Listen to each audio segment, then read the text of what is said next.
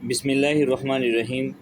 Dear students, آج ہم start کرنے جا رہے ہیں 9th کلاس کی اسلامیات کا چیپٹر نمبر 2، جو کہ حدیث نبویہ صلی اللہ علیہ وآلہ وسلم کے بارے میں ہے۔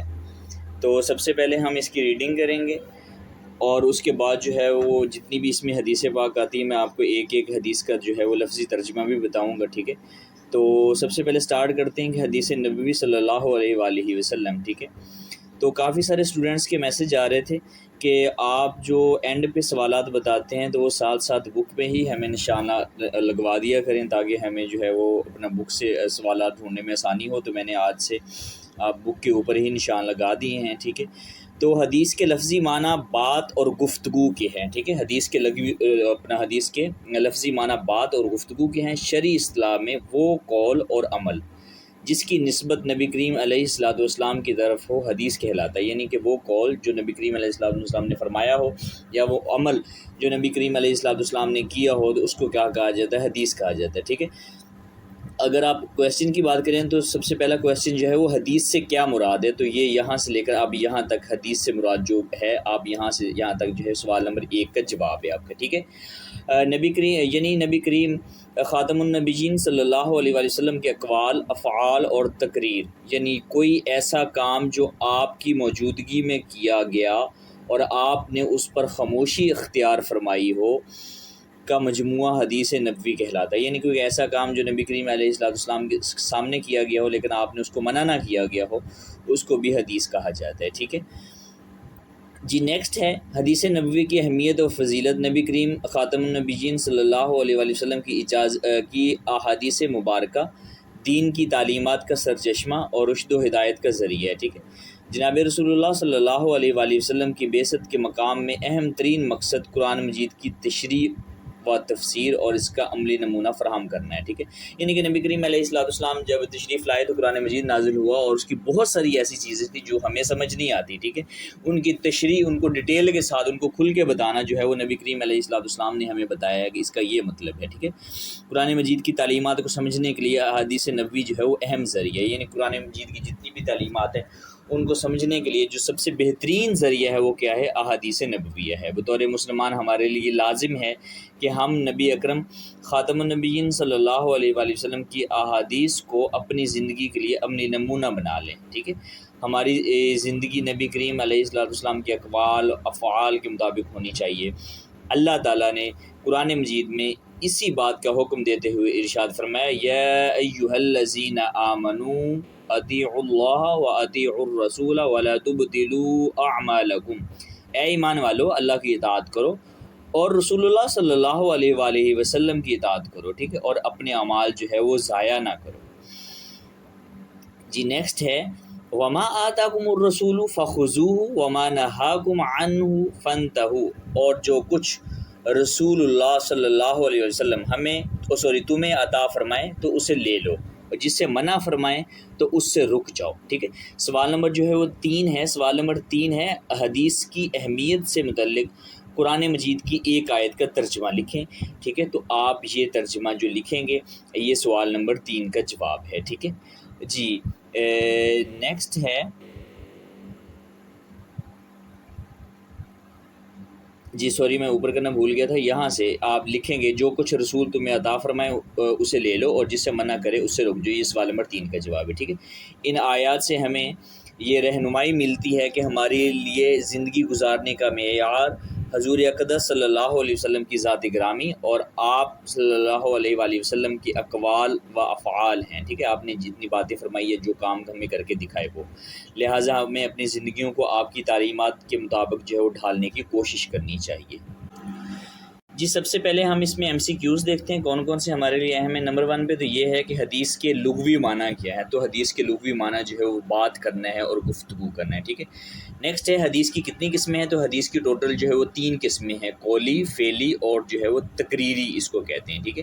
یعنی کہ وہ بات جو نبی کریم علیہ السلام کی طرف جس چیز کی نسبت ہو وہ قولی ہے، اور جو نبی کریم علیہ السلام کے سامنے جو آپ نے کوئی کام کر کے دکھایا ہو وہ فعلی ہے، اور تقریری یعنی کہ کوئی ایسا کام جو نبی کریم علیہ السلام کے سامنے کیا گیا ہو، آپ نے اس کو منع نہ کیا ہو، تو اس کو حدیث تقریری کہا جاتا ہے۔ یہ 3 قسمیں آپ اپنا کہہ سکتے ہیں، ٹھیک ہے۔ نیکسٹ ہے مجموعہ حدیث نبوی کہلاتا ہے، کیا کہلاتا ہے؟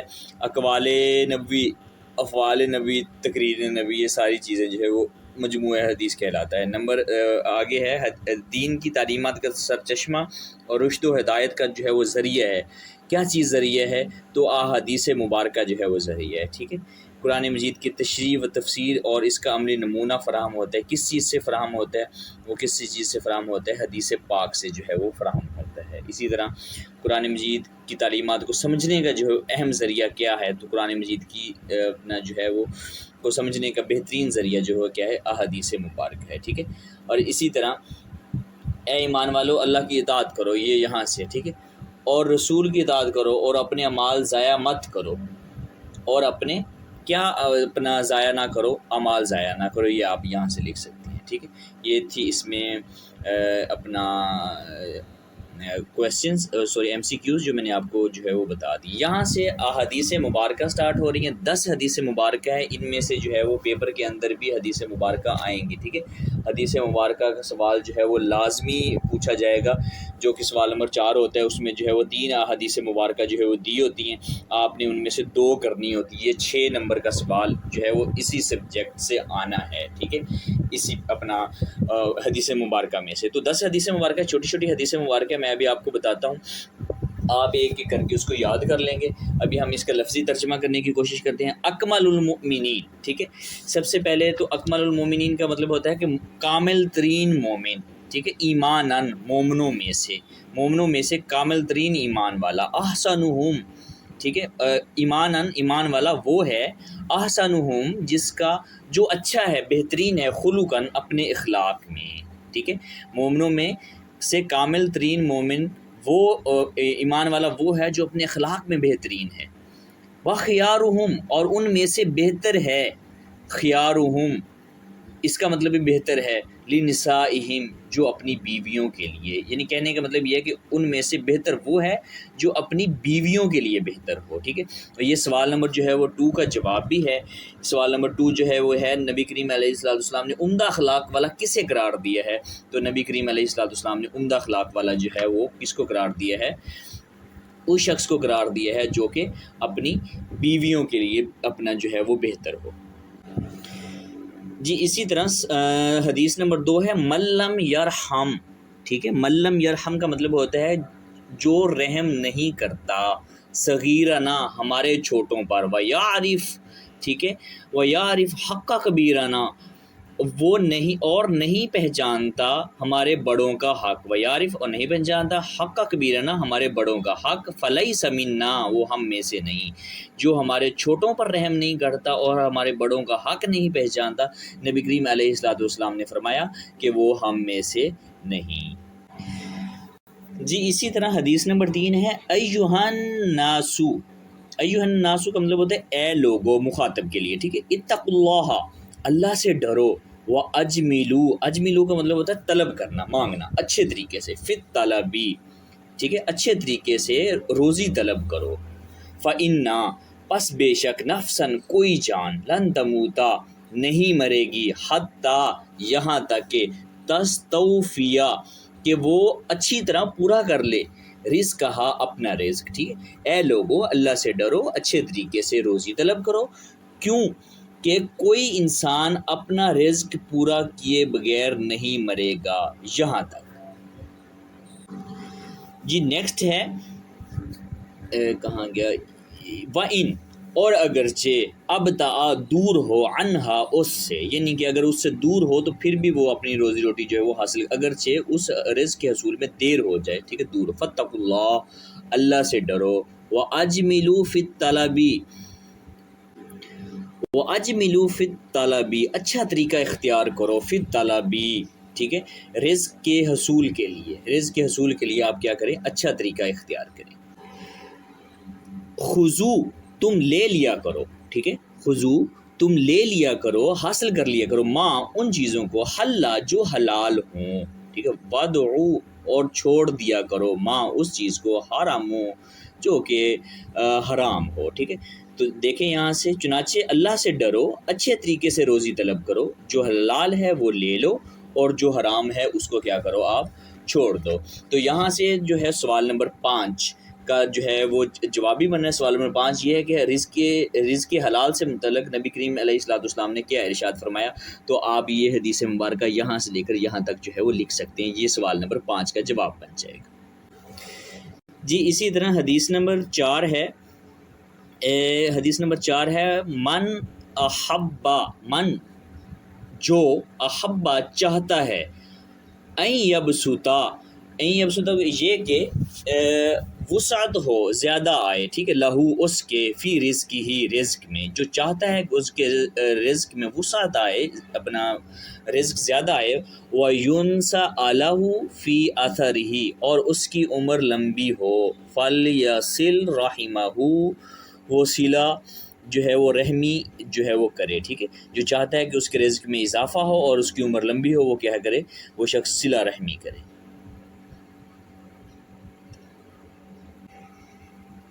جی حدیث نمبر 5 ہے عن النبی صلی اللہ علیہ وآلہ وسلم فی الکبائر، اس کا مطلب ہے رسول اللہ صلی اللہ علیہ وسلم نے کبیرہ، ٹھیک ہے، فی الکبائر کبیرہ گناہوں کے بارے میں ارشاد فرمایا، قالا، ٹھیک ہے، قالا کا مطلب ہوتا ہے کہنا، ارشاد فرمانا، الشرک باللہ، اللہ کے ساتھ شرک کرنا، ٹھیک ہے، اللہ کے ساتھ شرک کرنا، وعقوق الوالدین، عقوق کا مطلب ہوتا ہے نافرمانی والدین کی، ٹھیک ہے، وقتل النفس، قتل کرنا، کسی جان کو قتل کرنا، وقول الزور، اور جھوٹ بولنا، یعنی کہ کبیرہ گناہوں کے بارے میں نبی کریم علیہ الصلوۃ والسلام نے ارشاد فرمایا جو بڑے گناہ ہیں، کبیرہ گناہ ہیں، ان میں اللہ کے ساتھ کسی کو شریک ٹھہرانا ہے، والدین کی نافرمانی کرنا ہے، اور کسی جان کو قتل کرنا ہے، اور کیا ہے، جھوٹ بولنا ہے، یہ کیا ہے، بڑے بڑے گناہ ہیں۔ اسی طرح حدیث نمبر 6 ہے کہ انا، بے شک، اخوانکم، تمہارے بھائی،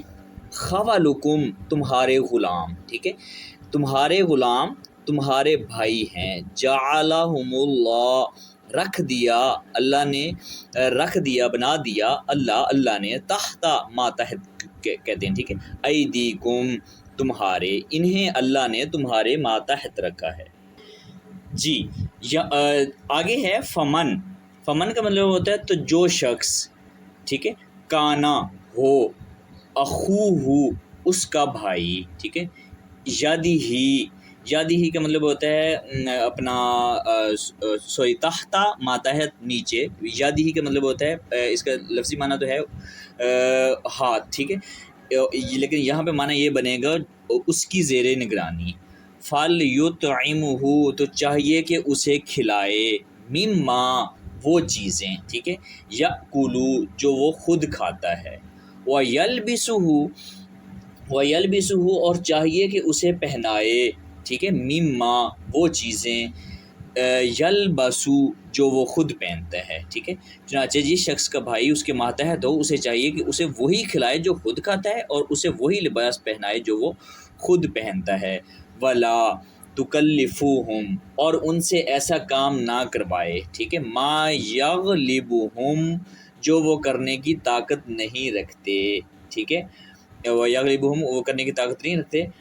آگے ہے فَإِن كَلَّفْتُمُوهُمْ، فَإِن كَلَّفْتُمُوهُمْ کا مطلب ہوتا ہے کہ اگر وہ کام ان پر ڈال دے، یعنی کہ وہ کام کروانے کے لیے ان سے وہ اپنا تیار ہو جائے، ما یغلبہم، جو وہ کرنے کی طاقت نہیں رکھتے، جو ان کی طاقت سے زیادہ ہو، ٹھیک ہے، فَأَعِینُوهُمْ، ٹھیک ہے، تو وہ خود بھی ان کا ہاتھ بیٹھائے، یعنی کہ ان سے وہ کام نہ لو جو وہ طاقت سے زیادہ ہو، اگر ایسے کام کی انہیں زحمت دو تو وہ خود بھی ان کا ہاتھ بیٹھاؤ، یعنی کہ ان کے اوپر کوئی ایسا کام نہیں ڈالنا چاہیے جو کہ وہ کر ہی نہیں سکتے بیچارے، اگر آپ نے کوئی ایسا کام ان کے اوپر ڈال دیا ہے تو پھر آپ کو چاہیے کہ آپ ان کی مدد کریں، آپ بھی وہ کام ان کے ساتھ کریں۔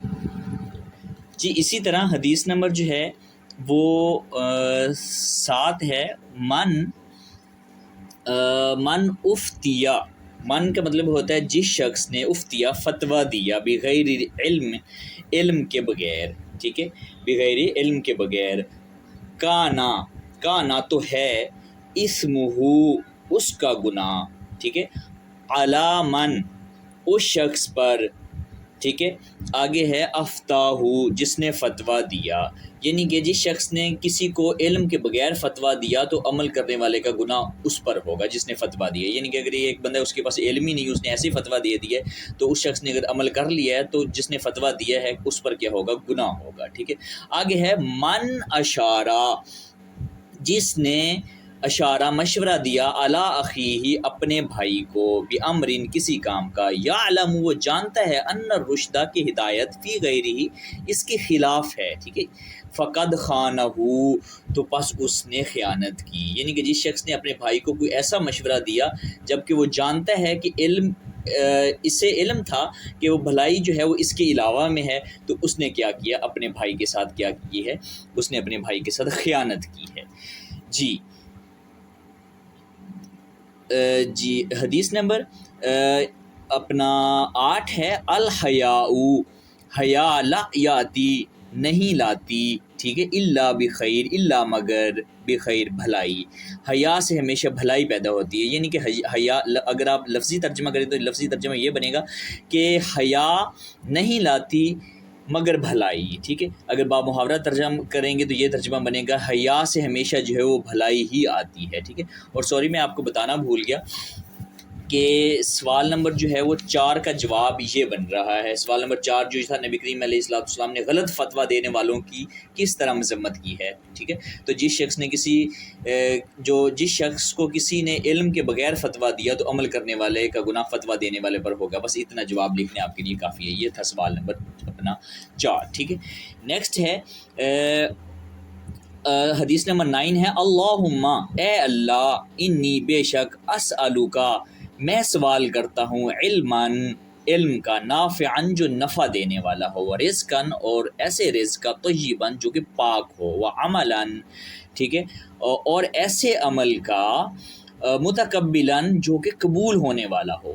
یعنی کہ اے اللہ، بے شک میں تجھ سے فائدہ دینے والے علم، حلال روزی، قبولیت والے عمل کا جو ہے وہ سوال کرتا ہوں، میں مانگتا ہوں. ٹھیک ہے. نیکسٹ ہے کل المسلمی علی المسلمی، ہر مسلمان جو ہے علی المسلمی، دوسرے مسلمان کا حرام ہے کیا؟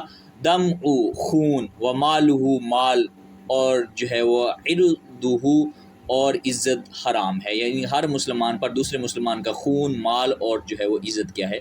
حرام ہے. یہاں سے یہ حدیث پاک کا جو ہے وہ 10 کی 10 کا جو ہے وہ الحمدللہ ترجمہ ہو گیا. امید ہے کہ آپ کو جو ہے وہ سمجھ آ چکا ہوگا. نیچے جو ہے وہ اسماء الحسنہ لکھے ہوئے ہیں، آپ جو ہے وہ ان کو دیکھ کے یاد کر لیجئے گا. ہم نیچے چلتے ہیں ایم سی کیوز کی طرف. ایم سی کیوز میں سب سے پہلا ایم سی کیوز جو ہے وہ ہے کوئی ایسا کام جو نبی کریم علیہ السلام کے سامنے کیا گیا ہو اور آپ نے اس پر خاموشی اختیار فرمائی ہو تو اس کو کیا کہا جاتا ہے؟ تو اس کو تقریر کہا جاتا ہے. ٹھیک ہے. نیکسٹ ہے قرآن مجید کی توضیح و تشریح کا پہلا عملی ماخذ کیا ہے؟ تو پہلا عملی ماخذ کیا ہے؟ حدیث نبوی صلی اللہ علیہ وآلہ وسلم ہے. حدیث مبارکہ کے مطابق رزق میں وسعت ہوتی ہے. کس چیز سے رزق میں وسعت ہوتی ہے؟ تو نمبر بی پہ آپ دیکھ سکتے ہیں، صلہ رحمی سے جو ہے وہ رزق میں کیا ہوتی ہے؟ وسعت ہوتی ہے. اسی طرح غلط مشورہ دینے والے کو قرار دیا گیا ہے. جو غلط مشورہ دیتا ہے اس کو کیا قرار دیا گیا ہے؟ تو غلط مشورہ دینے والے کو کیا قرار دیا گیا؟ خیانت قرار دیا گیا ہے. ٹھیک ہے. گناہ کبیرہ میں سے ہے. گناہ کبیرہ میں سے جو ہے وہ اس جز پہ جو ہے وہ والدین کی نافرمانی ہے. ٹھیک ہے. نیچے ہے وہ مختصر سوالات ہیں. حدیث سے کیا مراد ہے؟ یہ میں نے ساتھ جو ہے وہ آپ کو نشانات سارے سوالات کے جو ہے وہ لگوا دیے ہیں. آپ اپنا ویڈیو تھوڑی سی اسٹارٹنگ میں جائیں گے تو آپ کو ہائی لائٹ ہوا کھڑا ہے، سوالوں کے نمبر بھی لکھے کھڑے، آپ وہاں سے کیا ہے لکھ سکتے ہیں. ٹھیک ہے جی. سوال نمبر 3 ہے کہ حدیث نبوی کی ضرورت اور اہمیت جو ہے وہ تحریر کریں. ہم اس کے بک کے سٹارٹنگ میں چلے جاتے ہیں اس اپنا لیسن کے، اور پھر میں آپ کو وہاں پہ نشانات لگواتا ہوں کہ کہاں سے لے کر کہاں تک جو ہے وہ آپ حدیث کی ضرورت اور اہمیت کو لکھ سکتے ہیں. جی. سب سے پہلے آپ ہیڈنگ دیں گے کہ حدیث نبویہ کی ضرورت اور اہمیت. ٹھیک ہے. تو آپ یہاں سے جو ہے وہ لکھ سکتے ہیں کہ آپ صلی اللہ یہاں سے. ٹھیک ہے. نبی کریم علیہ السلام کے قول، فعل اور قہر، تقریر کو حدیث کہا جاتا ہے. ٹھیک ہے. اس میں جو ہے وہ آپ ایک ایک کی جو ہے وہ تشریح لکھ سکتے ہیں کہ قول کس کو کہتے ہیں، فعل کس کو کہتے ہیں اور تقریر کس کو کہتے ہیں. ٹھیک ہے. اور نیچے جو ہے وہ حدیث نبویہ کی اہمیت اور فضیلت ہے، تو آپ اس میں سے جو ہے وہ یہ لکھ سکتے ہیں کہ نبی کریم علیہ السلام کی حدیث مبارکہ دین کی تعلیمات کا سرچشمہ ہے اور رشد و ہدایت ہے، ٹھیک ہے۔ جناب رسول اللہ صلی اللہ علیہ وسلم کی بعثت کے مقام میں اہم ترین مقصد قرآن مجید کی تشریح اور اس کا عملی نمونہ فراہم کرنا ہے، یہاں تک آپ لکھ سکتے ہیں، ٹھیک ہے۔ اور اسی طرح نیکسٹ آپ ہیڈنگ دیں گے اسوہ حسنہ۔ نبی کریم علیہ السلام کی ذات جو ہے وہ ہر ایک مومن کے لیے ایک بہترین نمونہ ہے، ٹھیک ہے۔ نیکسٹ آپ ہیڈنگ دے دیں گے کہ حدیث راہ ہدایت، ٹھیک ہے۔ تو نبی کریم علیہ السلام رسول پاک اللہ کا جو ہے وہ نمائندہ ہوتا ہے، اگر ہم رسول کی اطاعت کریں گے تو ہم جو ہے وہ سیدھے راستے پہ اپنا کامزن ہوں گے، ٹھیک ہے۔ اور اسی طرح اطاعت رسول اطاعت خداوندی، یعنی کہ جو شخص جو ہے وہ رسول کی اطاعت کرتا ہے گویا کہ اس نے اللہ کی اطاعت کی۔ امید ہے کہ آپ کو آج کا لیسن جو ہے وہ پسند آیا ہوگا۔ اگر آپ کا کسی قسم کا کوئی کویسچن ہو تو آپ کمنٹ باکس میں پوچھ سکتے ہیں، یا ویڈیو کے ڈسکرپشن میں جو ہے وہ میرے انسٹاگرام اکاؤنٹ کا لنک موجود ہے، وہاں بھی آ کر پوچھ سکتے ہیں۔ دعاؤں میں یاد رکھیے گا۔ اللہ حافظ۔